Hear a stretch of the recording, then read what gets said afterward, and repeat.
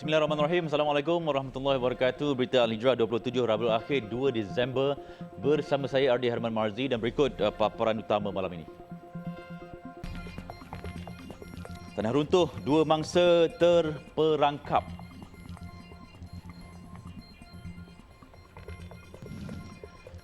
Dan juga varian Omicron tiada halangan umrah setakat ini.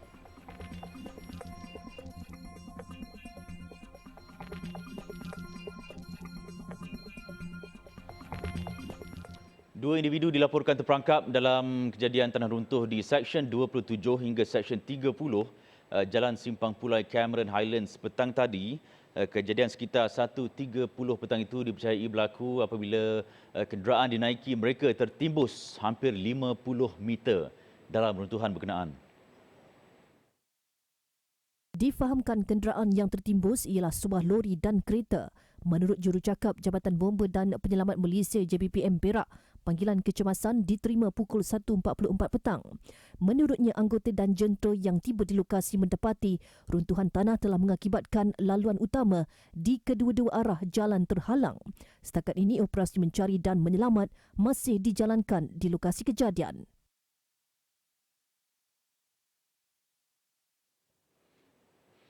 Baik, ini maklumat yang baru kami terima. Polis mengesahkan seorang pemandu lori sayur yang terperangkap di bawah runtuhan berjaya ditemui. Mangsa dikenal pasti sebagai Muhammad Hafiz Hamdi. Bagaimanapun keadaannya masih tidak dapat dipastikan. Baik, kita beralih ke Kedah. Hasrat seorang bapa membantu anak bongsunya memukat udang di laut bertukar tragedi apabila kedua-dua mereka mati lemas di perairan kota Kuala Muda pagi tadi. Mangsa Muhammad Arifi A. Razak 68 tahun dan anaknya Zul Husni Muhammad Arifi 29 tahun dipercayai keluar dari rumah di Kampung Matang, Bagan, Kuala Muda, Kedah kira-kira jam 7 pagi tadi. Ketua Polis Daerah Kuala Muda, Assistant Commissioner Azli Abu Shah berkata ketika kejadian Zul Husni diserang sakit sawan dan terjatuh ke dalam laut sementara bapanya yang terjun ke laut untuk menyelamatkan anaknya itu turut lemas. Kejadian disedari seorang pengawal keselamatan yang ternampak kejadian itu lalu memaklumkan kepada isteri mangsa. Katanya ketika kejadian Zul Husni memakai jaket keselamatan namun akibat penyakitnya dia tidak dapat berenang manakala bapanya tidak memakai jaket keselamatan. Kedua-dua mayat ditemui nelayan pada kedudukan berdekatan pada jam 10.30 pagi. Mayat dua beranak itu kemudiannya dihantar ke Hospital Sultan Abdul Halim, Sungai Petani untuk bedah siasat. Hubungi dan salurkan maklumat terus kepada saya. Itu saranan Menteri Pertahanan Datuk Seri Syamuddin Tun Hussein kepada seorang individu yang mendakwa adiknya dibuli di sebuah kem tentera. Dalam hantarannya di Facebook hari ini, Datuk Seri Hishamuddin menasihati individu yang menggunakan identiti pada pop di akaun Twitter itu untuk membuat aduan terus kepada Kementerian Pertahanan bagi membolehkan siasatan dijalankan. Beliau berkata jika dakwaan individu berkenaan terbukti sahih, beliau memberi jaminan identitinya akan dirahsiakan dan tindakan tegas akan diambil terhadap pelaku. Terdahulu, tular tangkap layar gambar mesej seorang individu dimuat naik melalui Twitter pada pop mendakwa adiknya seorang anggota tentera yang tinggal di kem bujang dibuli sekumpulan 12 hingga 14 orang askar senior. Menerusi mesej itu, individu terbabit mendakwa adiknya dipukul setiap hari selain terpaksa membelanjakan duit gaji serta simpanan untuk membeli barangan keperluan harian kumpulan senior terbabit. 71 pelajar dan 2 orang guru di Sekolah Sri Puteri SSP di Cyberjaya dikesan positif COVID-19. Menteri Kesihatan Khairi Jamaluddin Abu Bakar berkata ia hasil ujian saringan 451 individu termasuk pelajar, guru dan petugas sekolah berkenaan. Dalam ciapan Twitternya, Khairi Jamaluddin berkata, kesemua pelajar telah dipindahkan ke Pusat Kuarantin dan Rawatan COVID-19 PKRC di Taman Expo Pertanian Malaysia Maib Serdang. Mereka berada dalam kategori 1 dan 2A serta berada dalam keadaan stabil. Manakala 242 individu yang merupakan kontak rapat sedang dikuarantin di asrama SSP. Tambah beliau, KKM akan terus memantau kesihatan pesakit dan memberikan rawatan terbaik kepada mereka yang terlibat. Rabu lalu, Menteri Kanan Pendidikan Datuk Razi Jidin mengesahkan 65 pelajar SSP dikesan positif COVID-19 selepas seorang guru disahkan dijangkiti virus itu.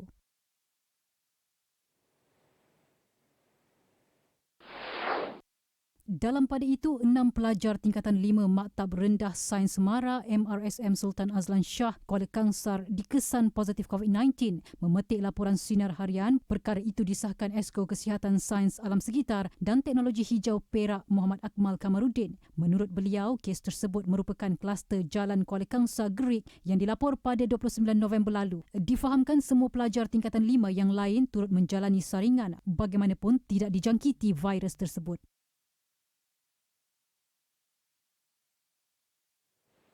Laluan perjalanan lengkap vaksinasi VTL darat antara Malaysia dan Singapura masih lagi berjalan lancar. Menteri Besar Johor Datuk Hasni Mohamad berkata ketika ini masih belum ada kepastian sama ada varian tersebut akan mengganggu kelancaran VTL darat ataupun tidak. Menurut Datuk Hasni, perkara itu telah dibincangkan bersama Menteri Luar Singapura Dr. Vivian Balakrishnan ketika menghadap Sultan Johor, Sultan Ibrahim Sultan Iskandar hari ini. Belum ada kepastian di pihak oleh kerajaan negeri, kerajaan negara jiran Singapura seperti yang digambarkan oleh Dr. Vivian Balakrishnan dan memerlukan masa 2 minggu hingga sebulan untuk melihat kesan dan juga kedudukan varian Omicron ini. Maka dalam tempoh itu, 2 minggu hingga sebulan ini, SOP yang telah ditetapkan untuk VTL Land ini akan diteruskan. Beliau berkata demikian pada Majlis Perasmian Johor Pay dan JOMS serta penyerahan dokumen kajian Pelan Induk Digital Negeri di Hotel Thistle, Johor Bahru. Jelas Datuk Hasni, SOP perlu dipertingkatkan jika mahu meningkatkan jumlah pengembara. Syarat dan keperluan SOP seperti ujian test on arrival juga perlu ditingkatkan.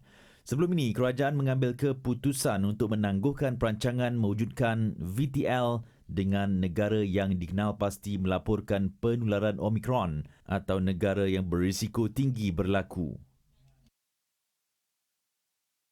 3 peniaga sayur dikompaun oleh Kementerian Perdagangan Dalam Negeri dan Hal Ehwal Pengguna KPDN HDP Kedah selepas didapati tidak meletakkan tanda harga dan menaikkan harga dalam op sayur hari ini. Pengarah KPDN HDP Kedah, Raymond Verak berkata operasi tertumpu di pasar awam di negeri itu menyasarkan peletakan tanda harga yang jelas dan penggunaan alat timbang yang masih dalam tempoh yang sah. Beliau berkata pihaknya memandang serius isu kenaikan harga barangan yang berlaku seperti mana yang dibangkitkan oleh pengguna. Katanya dalam usaha memerangi kenaikan ini seramai 172 orang pegawai penguatkuasa dan 52 orang pegawai pemantau harga digerakkan di seluruh negeri bagi membuat pemeriksaan. Dalam berusaha je untuk mengenal pasti punca-punca kenaikan harga. Jadi sekarang kita meneliti rangkaian pembekalan sayur ni sama ada daripada pihak peruncit, pihak pembekal dan juga kita sentiasalah mendapatkan maklumat harga sayur terkini dari ladang melalui farma. Jadi berpandukan kepada harga-harga ni kita akan meneliti sama ada tak aktiviti-aktiviti pencatutan. Jelasnya sepanjang pelaksanaan op sayur sebanyak 171 pemeriksaan dilakukan di bawah op sayur dan sebanyak 12 notis bertulis dan 89 notis pengesahan maklumat barangan dikeluarkan kepada peniaga bagi mendapatkan maklumat untuk dianalisa sekiranya peniaga didapati menaikkan harga yang tidak mudah sabah. Kesemua tindakan itu disiasat di bawah Akta Kawalan Harga dan Anti Pencatutan 2011. KPDN HDP Kedah memberi amaran akan mengambil tindakan bukan sahaja kepada peniaga, malah orang tengah yang meraih keuntungan yang boleh menyebabkan berlaku kenaikan harga. Sepanjang tahun ini, 69,654 buah premis telah diperiksa di seluruh negeri Kedah dan sebanyak 929 telah dikenakan tindakan membabitkan pelbagai kesalahan. Ia membabitkan nilai kompaun sebanyak RM154,000 dan rampasan bernilai RM607,051.75.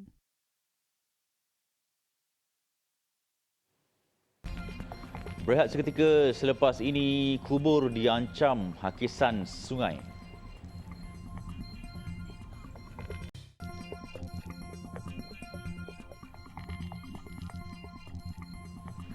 Pemilik kenderaan yang didapati membiarkan warga asing memandu kenderaan persendirian milik mereka tanpa lesen akan dikenakan tindakan tegas. Pengarah JPJ Wilayah Persekutuan Kuala Lumpur, Muhammad Zaki Ismail berkata JPJ memandang serius perkara itu dalam usaha mengelakkan berlakunya kemalangan dan menjaga keselamatan pengguna jalan raya yang lain. Kita ingin menasihati dan menyeru sama ada syarikat dan juga individu persendirian untuk tidak menggunakan warga asing yang tidak memiliki lesen memandu untuk menggunakan kenderaan-kenderaan milik mereka, sama ada aktiviti-aktiviti jalankan itu sama ada ia bersifat persendirian ataupun bersifat seperti mana kita nampak hari inilah lori sampah dan sebagainya, kerana kesalahan ini juga boleh dikenakan kepada pemilik bukan sahaja pemandu, dan pemilik juga boleh diambil tindakan di bawah seksi yang sama. Beliau ditemui media dalam operasi pemandu warga asing OPPEWA di sekitar daerah Ampang siang tadi. Dalam operasi itu, seorang lelaki warga Bangladesh ditahan selepas didapati memandu kenderaan persendirian untuk bawa ikan air tawar dan tiada lesen. Turut diperiksa 13 warga Myanmar, 5 warga Indonesia, 5 warga Bangladesh serta masing-masing 3 warga India dan Pakistan. Kebanyakan mereka didapati menunggang motosikal roda 3, memandu lori sampah dan kenderaan persendirian dijadikan sebagai kenderaan barangan. Operasi melibatkan 42 anggota JPJ dan 10 anggota daripada Jabatan Immigration Malaysia. Kira-kira 30 kubur di kampung Gancong Hulu Pekan diancam hakisan dari Sungai Pahang sejak 3 tahun lalu. Jarak hakisan tebing sungai kini semakin kritikal apabila ada kubur yang terletak lebih kurang 2 meter dari sungai. Perkara itu membimbangkan penduduk ketika jangkaan hakisan tebing akan terus berlaku semasa monsun timur laut. Pengerusi Masjid Besar Gancong, Muhammad Nur Azmi Nordin berkata masalah ini perlu ditangani segera sebelum hakisan tebing sungai bertambah buruk. Ini kerana sekiranya dibiarkan, jenazah yang disemadikan berkemungkinan akan hanyut di bawah arus. Seperti kita tengok sekarang dengan keadaan monsun yang ketenggujur ni, kemungkinan ada banjir ke tahun ini. Jadi masalah ni makin lebih ketara. Ya. Jadi macam saya rasa pihak JPS ke Jabat Agama Islam, nantilah kita akan bincang sama-sama kita. Beliau berharap agar pihak berkaitan mencari jalan penyelesaian antaranya dengan membina benting batu atau mengalihkan jenazah ke tanah perkuburan lain. Cadangan itu turut dipersetujui penduduk tempatan. Kalau benda tu baru, sebelum ni tak pernah berlaku. Kalau sebaik macam itu kena alih macam tu rasanya. Ini takkan kita nak biar ke saudara kita tu jadi hanyut ke dalam sungai untuk bawa air. Pusat Pungutan Zakat Majlis Agama Islam Wilayah Persekutuan PPZ Mawib berjaya mengutip zakat sebanyak RM632.2 juta bermula Januari sehingga November tahun ini. Menteri di Jabatan Perdana Menteri Hal Ehwal Agama, Senator Idris Ahmad berkata jumlah itu menunjukkan peningkatan sebanyak 8% berbanding tahun lalu. Januari hingga November sebanyak 584 juta dan tahun ini Januari hingga November, setakat hari ini belum sampai Disember lagi, 632 juta. Mungkin tingkat lagi. Ada peningkatan sebanyak 8% setakat hari ini. Buat masa ni 800. Mungkin meningkat lagi insya-Allah. Beliau berkata demikian pada Majlis Zakat Korporat 2021 di Masjid Negara hari ini. Pada majlis ini, 18 buah syarikat korporat menyerahkan zakat perniagaan dengan jumlah lebih 12 juta ringgit.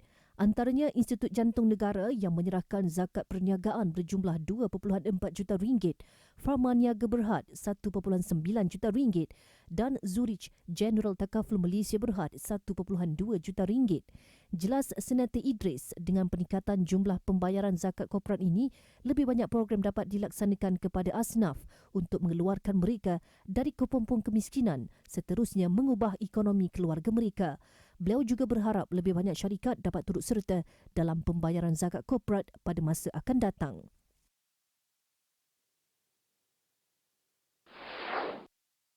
Dalam padi itu, pada majlis sama, TV Al-Hijrah turut menyerahkan zakat perniagaan sebanyak RM430,229 kepada PPZ Mawib. Pengurus Besar Jabatan Perkhidmatan Korporat Nazariah Muhammad berkata, penyerahan zakat yang dilakukan hari ini adalah kali pertama sejak TV Al-Hijrah ditubuhkan. Alhamdulillah, buat pertama kalinya dalam 11 tahun penubuhan TV Al-Hijrah, kita telah berjaya untuk membayar zakat perniagaan sebanyak RM430,229 dan 45 sen. Ini merupakan satu tanda aras bahawa TV Hijrah semakin berkembang maju dan kita berjaya membayar zakat pertama kalinya. Pemberian zakat tersebut adalah daripada hasil keuntungan yang diperoleh pada tahun 2020.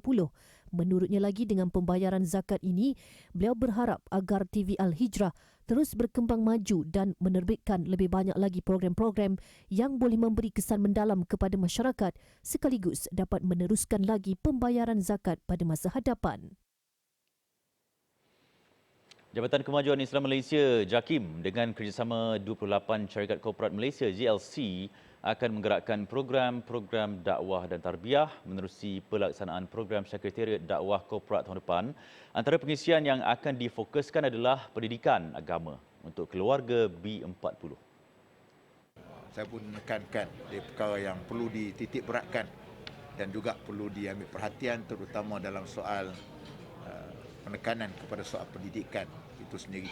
Kerana kita sedar pendidikan salah satu daripada cara untuk kita nak menjinakkan orang kepada ajaran Islam itu sendiri.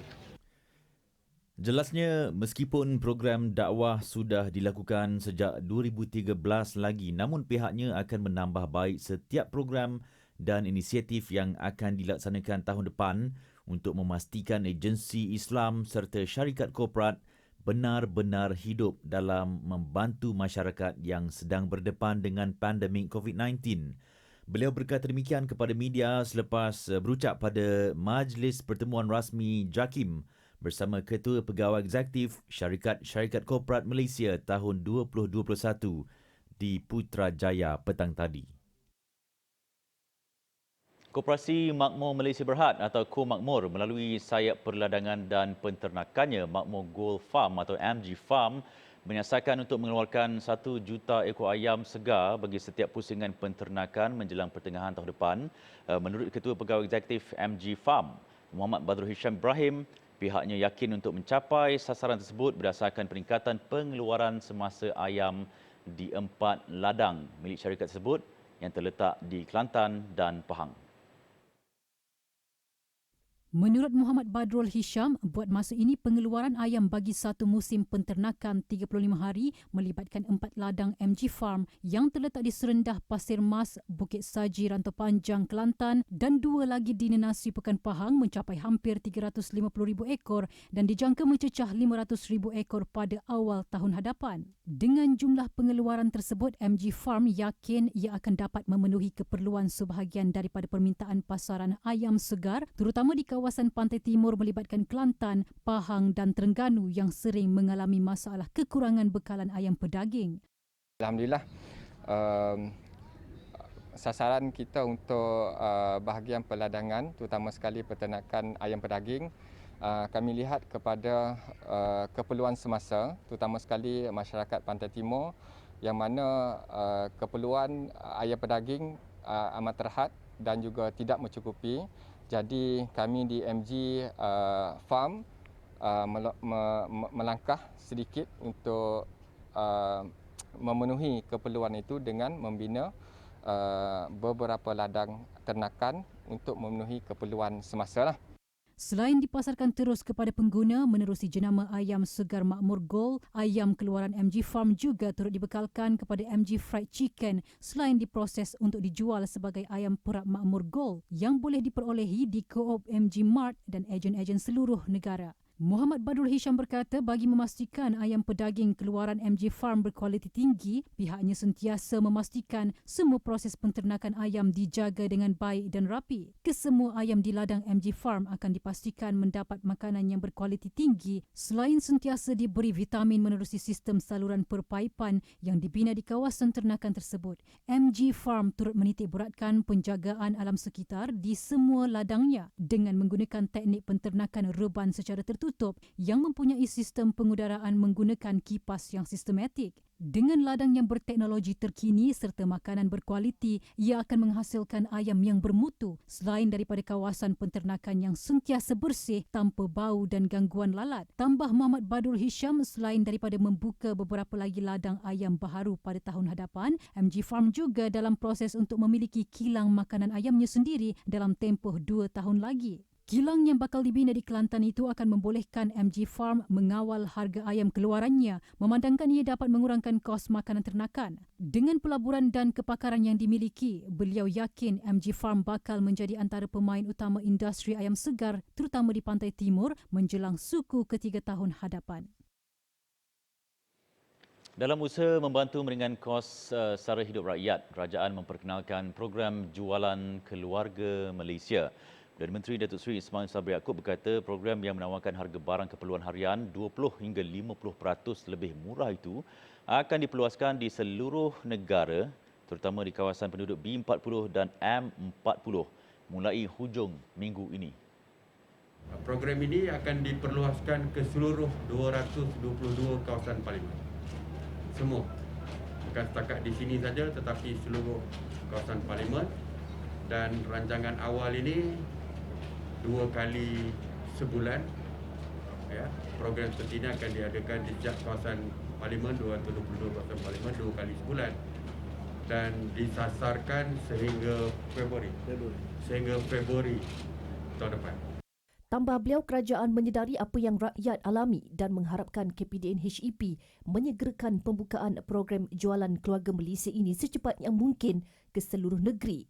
Program ini merupakan hasil usaha Kementerian Perdagangan Dalam Negeri dan Hal Ehwal Pengguna KPDN HEP, Kementerian Pertanian dan Industri Makanan MAFI serta Kementerian Keuangan.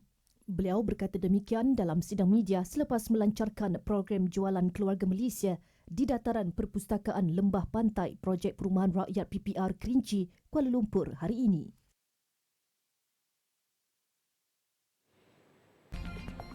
Pfizer cadang suntikan penggalak setiap tahun.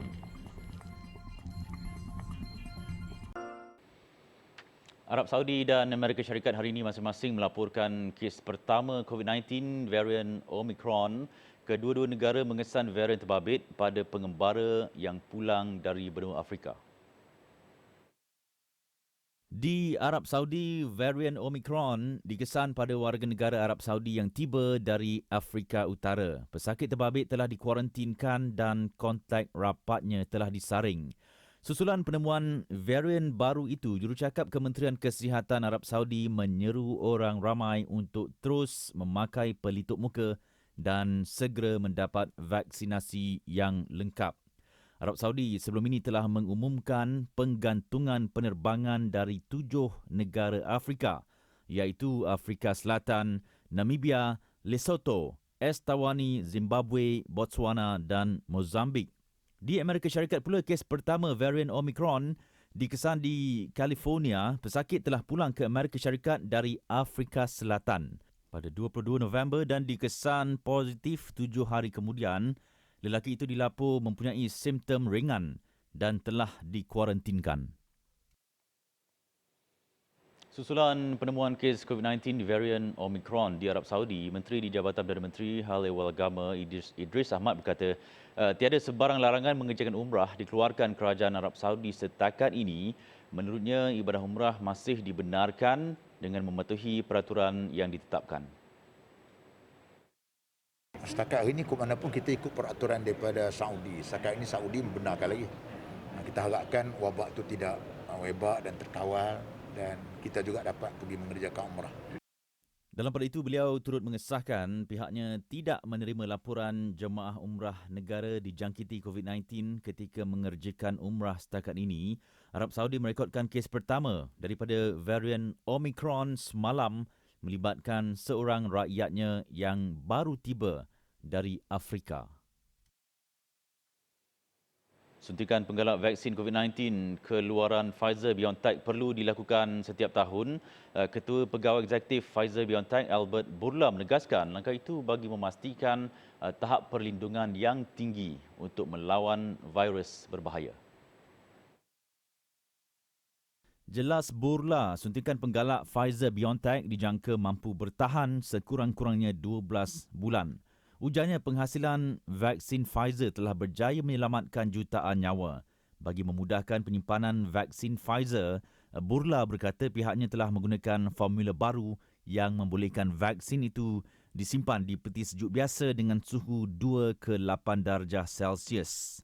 Pada 8 Disember ini, genap setahun sejak suntikan vaksin Pfizer pertama kali diberikan. Sekurang-kurangnya 2 kenderaan diletupkan di hadapan sebuah penjara di Mexico ketika serangan untuk melarikan 9 banduan. Serangan tersebut bermula dengan seorang lelaki bersenjata menyerbu masuk ke dalam penjara dan melepaskan tembakan terhadap pihak polis.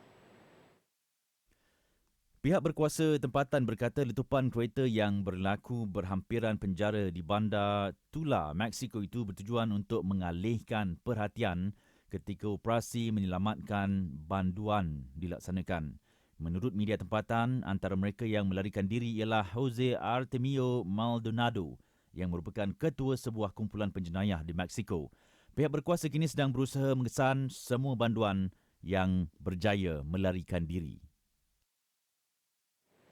Laporan itu tadi menutup berita Al-Hijrah malam ini. Jangan lupa layari alhijrahnews.com untuk lagi laporan-laporan menarik dan artikel eksklusif. Juga jam 9 malam ini pastikan anda menonton, dengar secara langsung dengan tajuk Kahwin Lari Bencana Keluarga.